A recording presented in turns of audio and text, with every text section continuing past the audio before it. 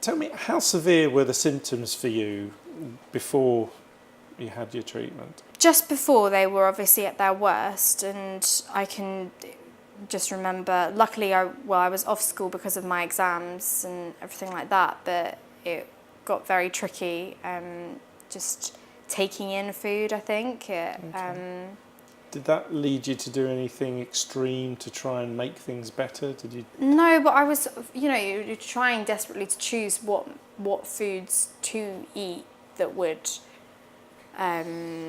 stop, that wouldn't come up. And there's a lot of things online as well. It's like, oh no, this food will cause you to have problems with your stomach. Cutting this out will help. And I think, but the thing that I think really struck was this diet or whatever that this doctor gave me. It kind of meant that a lot of foods were out of the plan, and I just lost a significant amount of weight, which did not help with my health. And it didn't make your symptoms better? No, it didn't. It was all very bad. Yeah.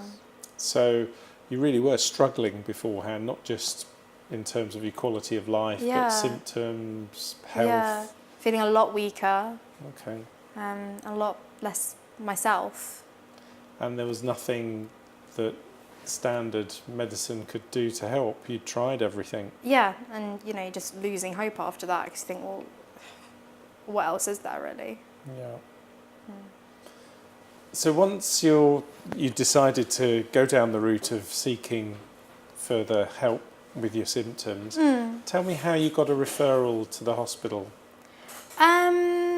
So we went to Dr. Nero, who was specialised in the stomach and that kind of area, and he did 2 tests. I think he did an endoscopy, I think he did. That's when you look down into the stomach. And also he did one that measured the water, like how much water came back up. That's right, that's called pH manometry. pH manometry. Where you test how the gullet squeezes and whether there's acid or liquid coming up. And that was the thing that did it, because I'd never had that one before, despite, all these years of tests and things, and I'd had many endoscopies.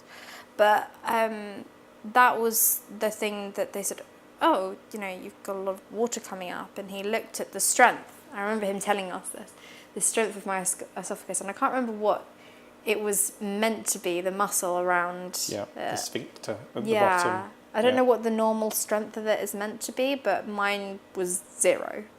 And he was like, oh, well, I've never seen anything really like this. It's this is very strange. How was the operation to go through? How did you find it? Very simple, actually. I always thought it was going to be more scary, but no, just went in, put sleep, woke up. It was the World Cup, so I watched some football, and got a lot of presents. Any discomfort? Yeah, no, you're right, actually. When I first woke up, I think I did find it difficult. I found it difficult to hold food down, maybe. No, I found it difficult what foods to have down. So very crusty food, I found difficult to eat. I was mostly eating soup and ice cream and that kind of thing. They tested out a few different things that were soft, and in the end, it just over time got easier and easier. So once you'd got over the surgery, how long do you think it took you to get over the operation itself?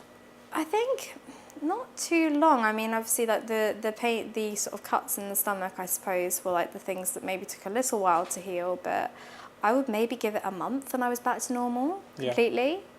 And inside that month where you were recovering, were you up and about doing things? Yeah, certainly. Within even the first day, I was wandering around and stuff. Okay. Yeah. I just remember the first night coming back, and we sat down and we had a meal, and then we did what we always used to do, which is just sit and talk and have a nice meal as a family. And I don't know, it just overrided everything. It was back to normal. It was so lovely. Yeah. It changed everything. So no more yo-yoing of your food up and down? Nothing. Stopped right from the word go? Yeah, and I don't really know. Under control ever since? Completely. 100%. Any regrets at all? None. Good. It was fantastic. How has it changed now compared to when it was just done? Is it like second nature to you and your... Yeah, it's funny. It was such a big part of my life for ages, the food and it coming back up. And I don't know how it happened, but maybe I blacked it out because it was just such a horrible period. But now I just think of it so normally, just have meals. And it sounds very strange, but I think I was quite a bit apprehensive before the operation because I thought that I didn't know how to do it normally. Like I didn't know what it was like to eat normally and not have it come up. And I was like, what if I won't like it? Like, what if I've got so used to this now? Like, what if it won't? I don't know. What will that feel like? And it felt second nature. It was just completely. You got on with it. Yeah. Okay. Is there anything you have to take care of now, like not having something too fast or not chewing? No. So you just eat like your friends do. Eat what your friends do. I am a slow eater, I must admit, but I mean, no, I don't. That's a good thing anything. as a doctor. That's a good thing.